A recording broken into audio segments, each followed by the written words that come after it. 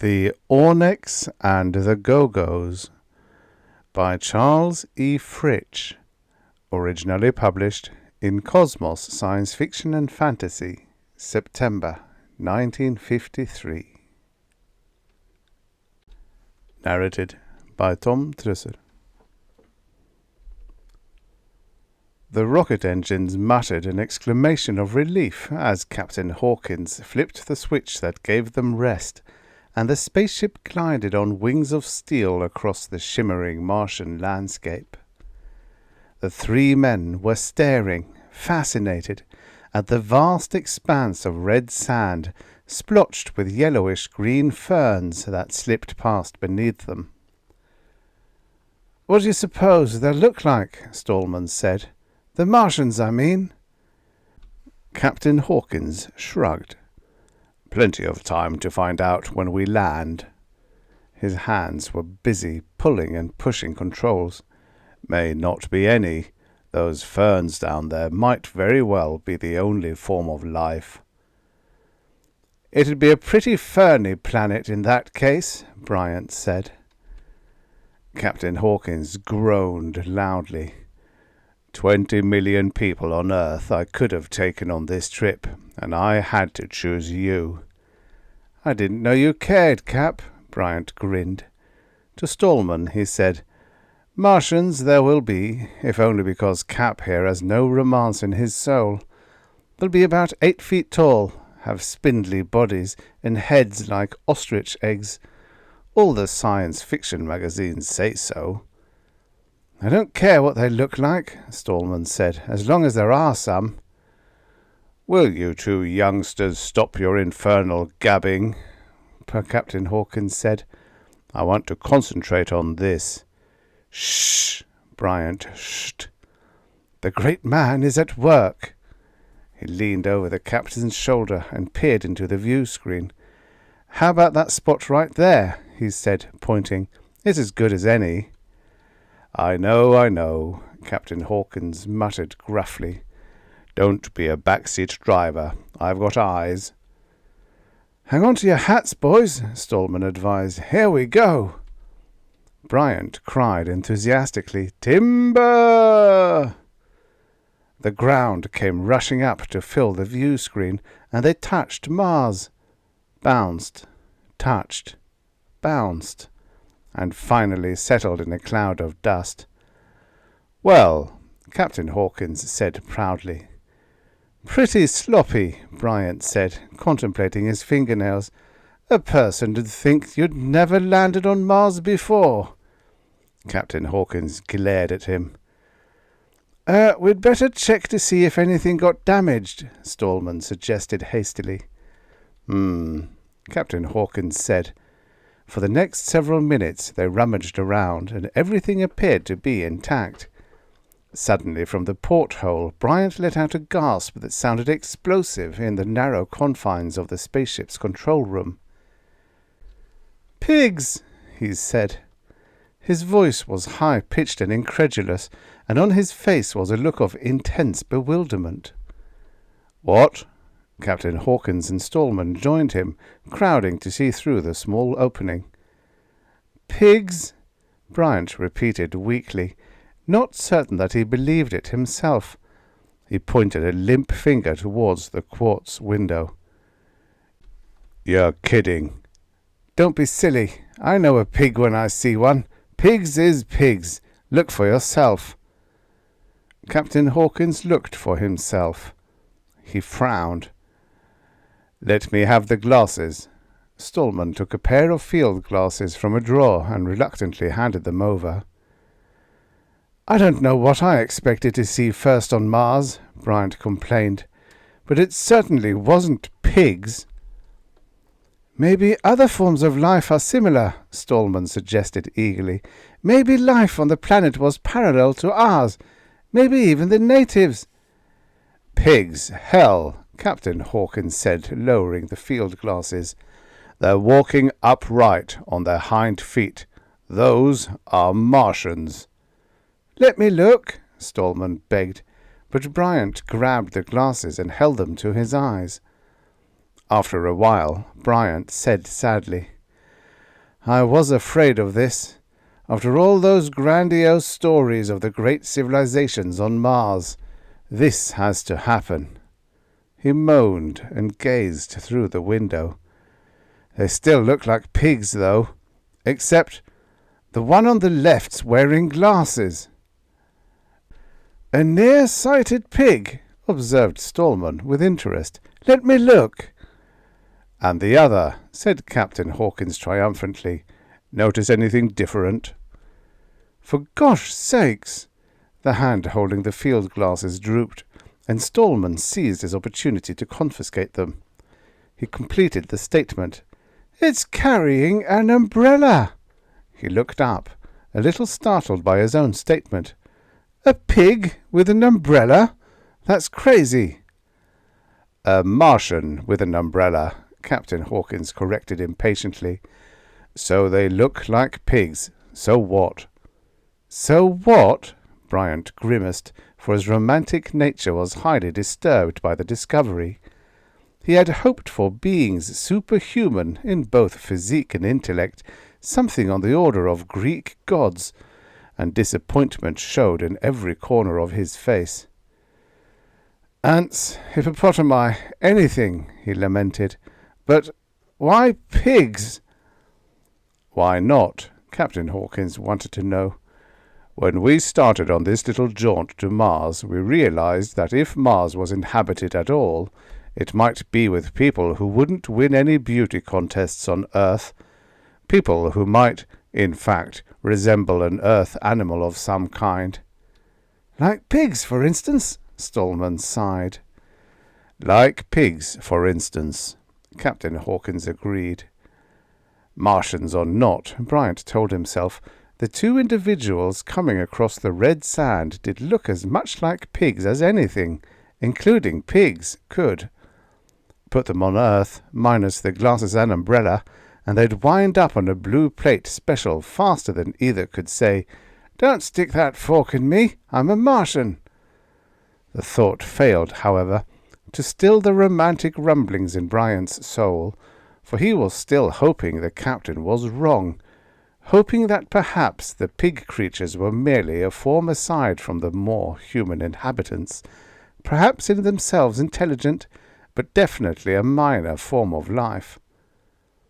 "This trip may turn me into a vegetarian," he groaned. When the Martians were within 10 feet of the spaceship, they stopped and stared. They had been talking and gesturing with much enthusiasm, and did not notice the rocket until they were almost upon it. The one with the glasses carefully adjusted the lenses upon his pink-coloured snout, and cautiously came closer. The one with the umbrella followed him. They walked completely about the ship. The one with the umbrella experimentally tapped it, and seemed pleased with the metallic response. The one with glasses peered through the quartz window. "Now what?" Bryant wondered. "We can't just make faces at each other through the porthole." He felt an urge to stick out his tongue at the fat, piggish face hovering a few inches away, just to see what the other's reaction would be. "Let's go out," the captain suggested. To Stallman, "How's the air?"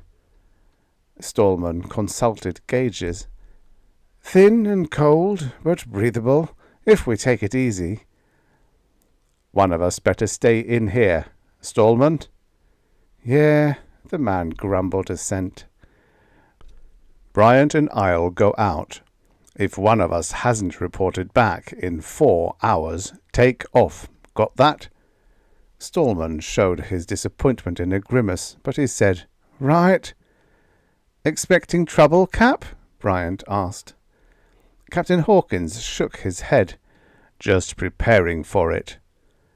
The two men put on wool clothing, strapped pistols to their hips, and went through the airlock. The outer door opened, and the air grew cold and thin around them, turning their breaths to white vapor.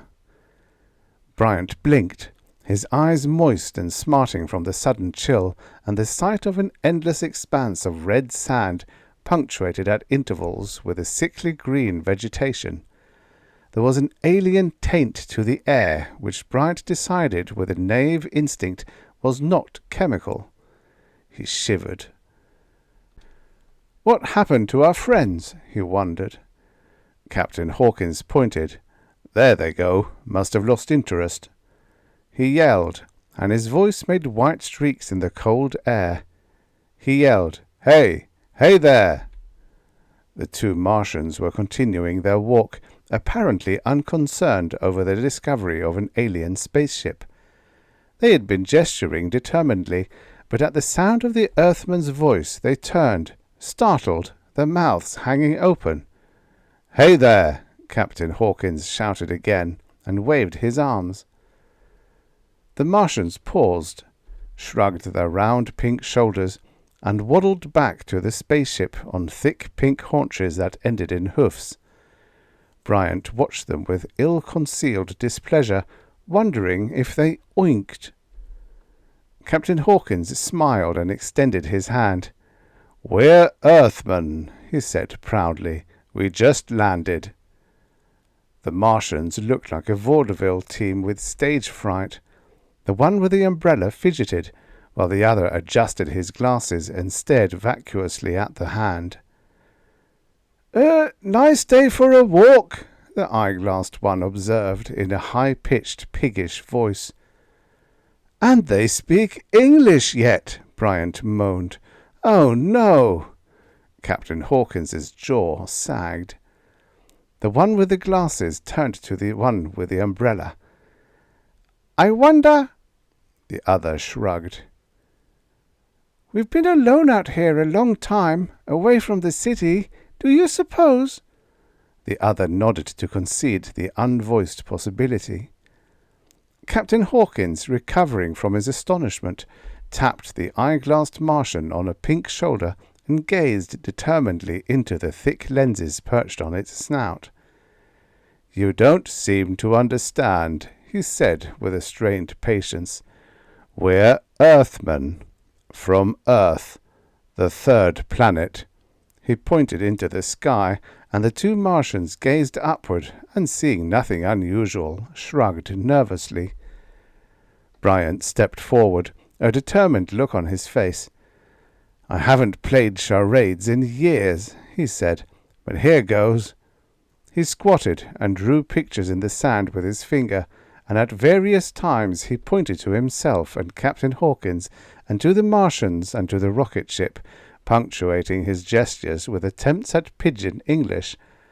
After a while he got up, wiping a thin layer of cold sweat from his brow. There, he said. Now do you understand? The Martian with the glasses carefully scrutinized Bryant's face. Incredible, he said. I hope he means my explanation, Bryant said, and not my face. It's not, really, Captain Hawkins was saying modestly. Just another engineering triumph is all. Incredible, the Martian repeated. Yes, agreed the one with the umbrella. Let them have it their way, Bryant muttered, a trifle disgusted. This is a hell of a reception for visitors. Their customs are just different, the captain defended.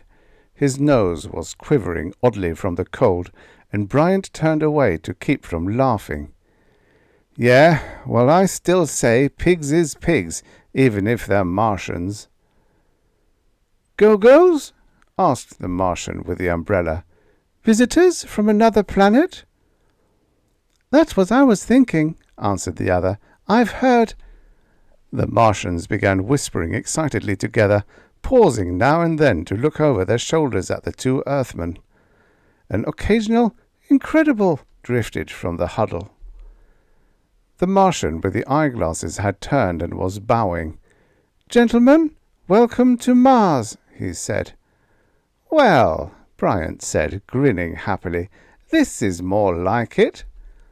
He was too pleased with the arrival of his long-awaited recognition to laugh at the ludicrous figure of a pig with glasses, bowing and talking like something out of a comic strip.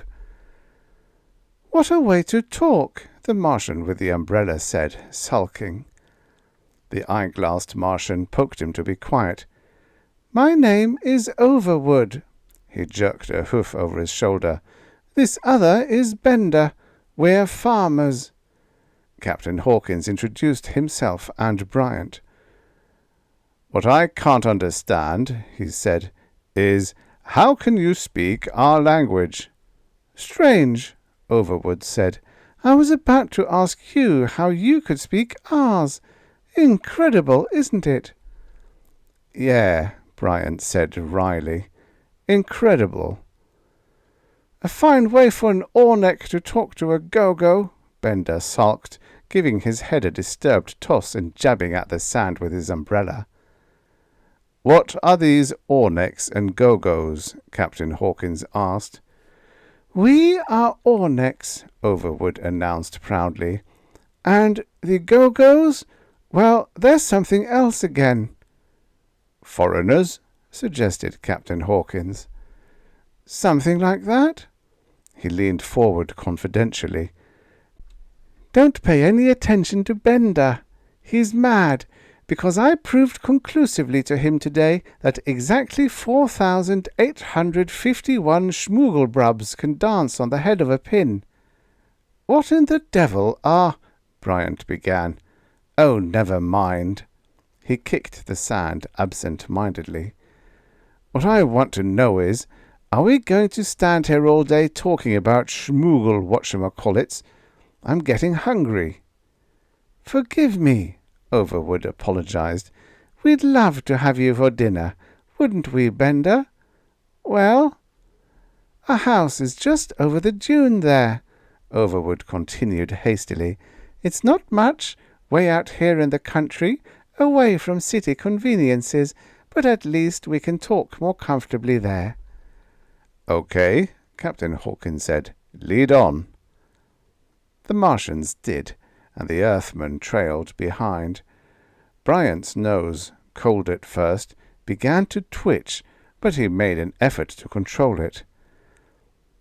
"At last we're getting somewhere," Bryant said, a little more satisfied with the way things were progressing. "You know, Cap, I just thought of something. This language business. Maybe some others from Earth made attempts at Mars, and maybe some of them got here and were stranded. That's one way the Orneks might have learned English." Captain Hawkins grunted. "After all," Bryant continued, proud of his reasoning, "they've got a name for us, so they must have encountered others." He rolled the name over on his tongue, tasting the sound. "Gogos. What did you say?" Hawkins shook his head and mumbled something unintelligible. "Oh," Bryant said, deciding it was of no importance. The pig-like Martians waddled ahead of them, whispering together until they got to their house, a perfect square made of some hard, chalk-coloured material. Bryant wondered why there were no other Martians around, and then he remembered. These two were farmers. He wondered what they raised.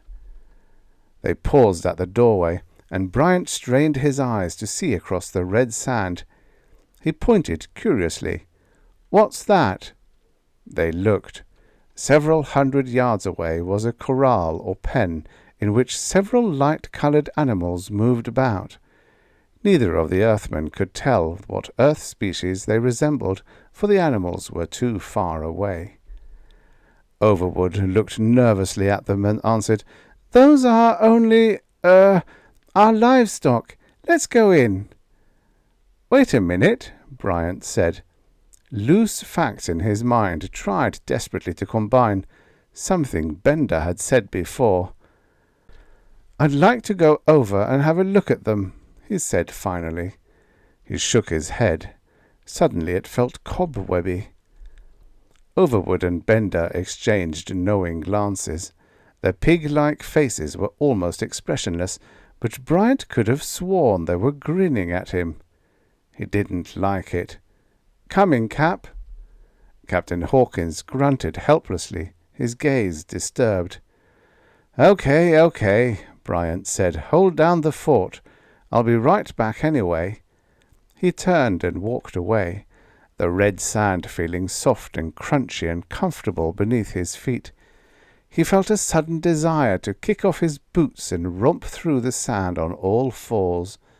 He controlled himself, however, and wondered a little nervously at the impulse. He was aware that his mind wasn't as clear as it might have been, as though he had been drinking some strange alien beverage for the first time. Something was wrong somewhere.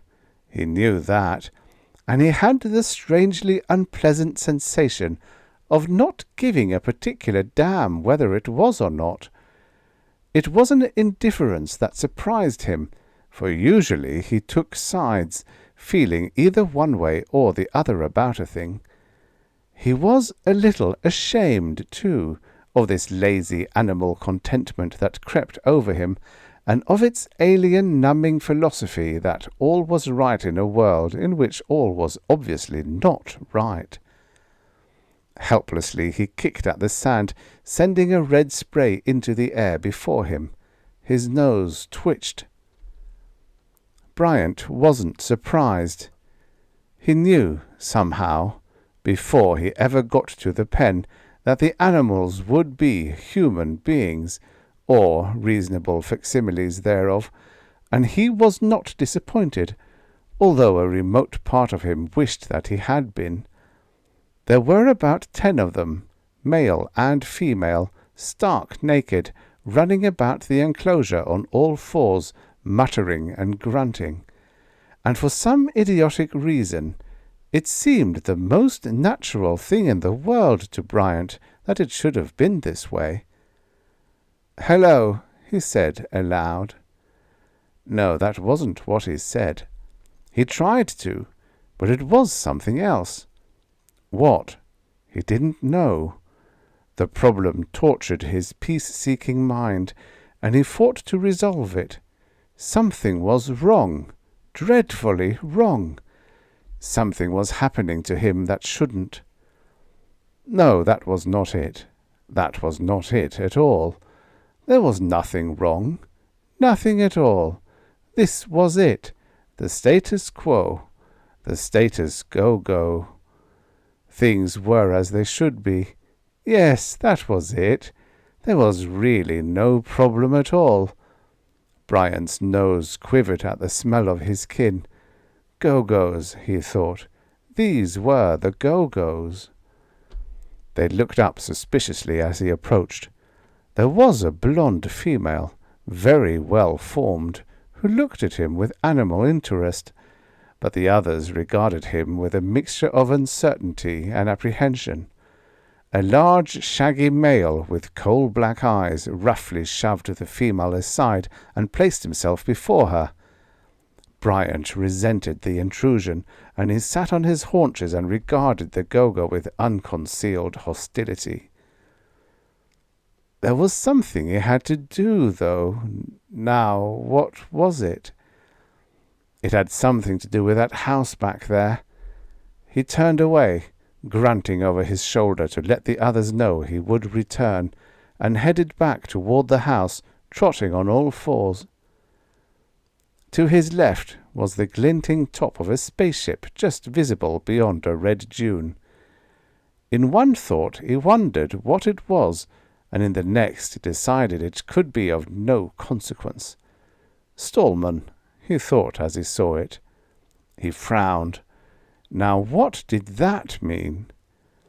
It occurred to Bryant suddenly that he should be walking erect, on his hind legs. The thought startled him, for it was foolish. Why should he want to do that?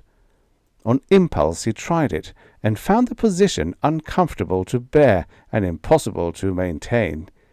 He was startled at the weird thoughts he had, and ashamed that he gave in to them. The odour of food met him at the door, and his animal nostrils quivered hungrily. The odd taint he had noticed in the thin cold air had disappeared and was forgotten. "Look who's here," Bender said pleasantly. Bryant couldn't understand the language, but he grunted amiably. Overwood came over and scratched Bryant's ear. It felt good. "After dinner we can put him with the others," the Martian said. Bryant murmured drowsily, happy in the attention being lavished upon him. "You almost gave the thing away," Overwood said, annoyed. "You and your talk about Gogos." "Well, I don't like it," Bender muttered. "I don't like this familiarity with such creatures." His tone was full of disgust. "It's something in the air," Overwood said tolerantly. "Something like an evolution with built-in safeguards to ensure the supremacy of our species." He fell to musing. "They seemed to be almost rational creatures at first, just as were the first group that arrived generations ago. But then, well, here's an example of what happened." He indicated Bryant, and then turned to thoughts more pleasant. "How's the meal coming?" "I'm getting it ready," Bender said. "Be patient." "It should be a tasty morsel," Overwood anticipated. "I can hardly wait." Bryant curled up in the sunlight streaming through the doorway and felt content, even as a dog or cat on earth must feel content because of its remoteness from the cares and worries of the world. He yawned disinterestedly at the stretch of sand in front of him and the silver rocket ship that lay beyond it. He raised his head a bit more, curiously, as he saw someone coming over the dune. Unaccountably his heart raced. "Stallman," he thought desperately. "It's Stallman coming to rescue me." Stallman? He thought immediately afterward. What was that? The creature was only another Gogo, like him. No, that was not quite right. It only looked like a Gogo.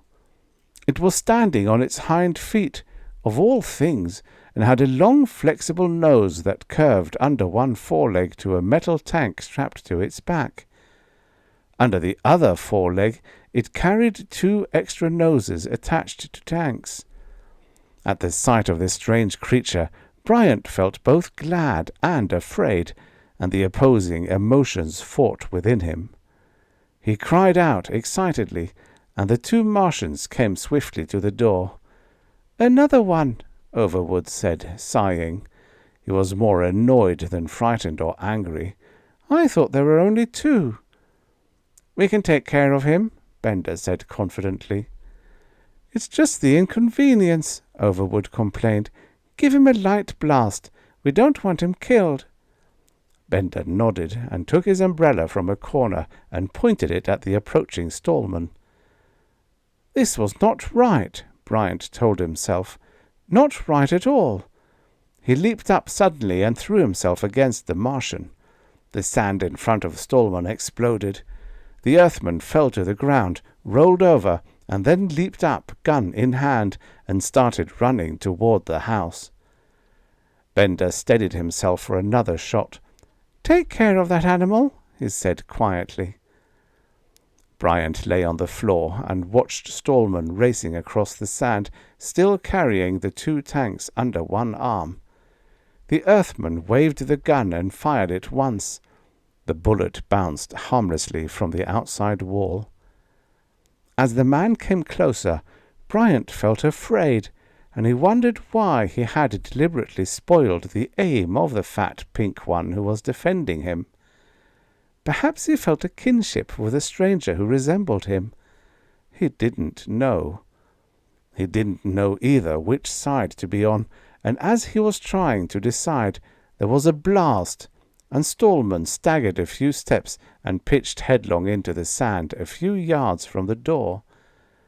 The gun and an oxygen tank hurtled forward and struck the floor with clanking sounds.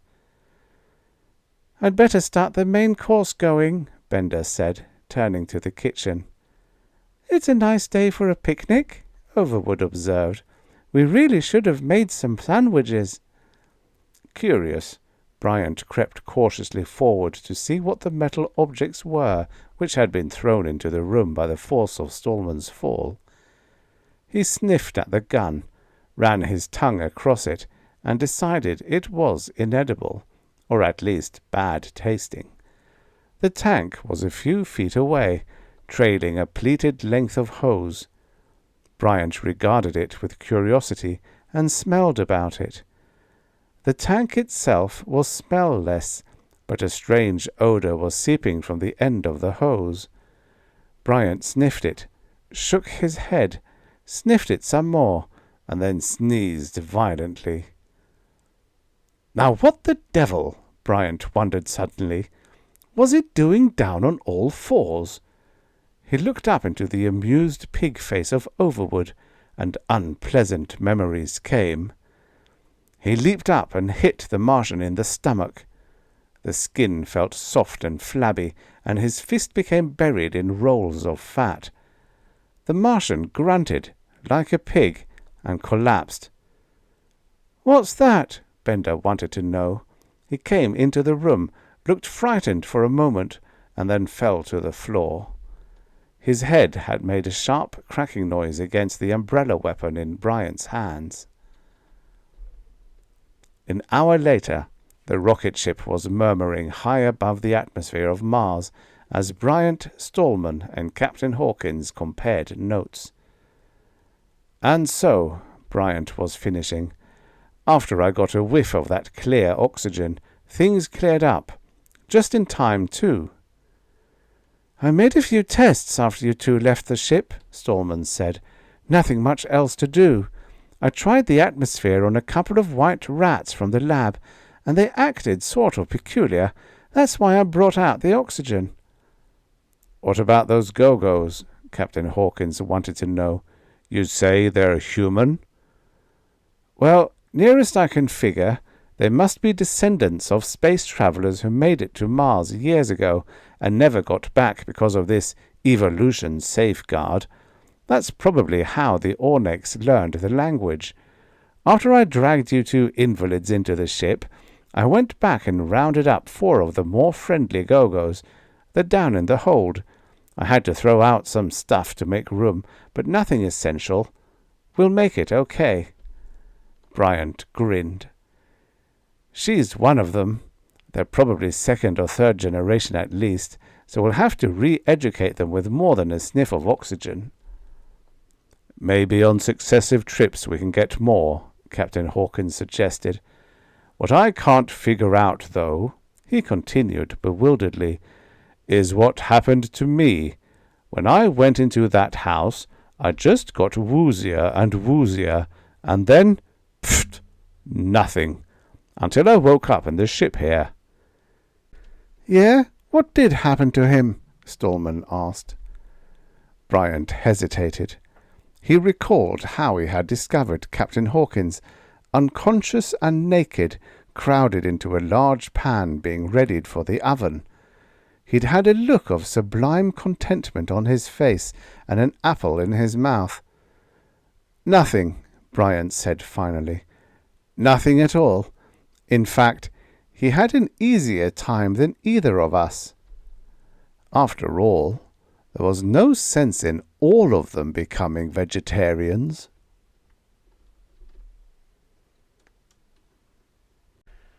The end. Subscribe for your daily stories of futures past. From the pages of dusty old pulp magazines to your ear.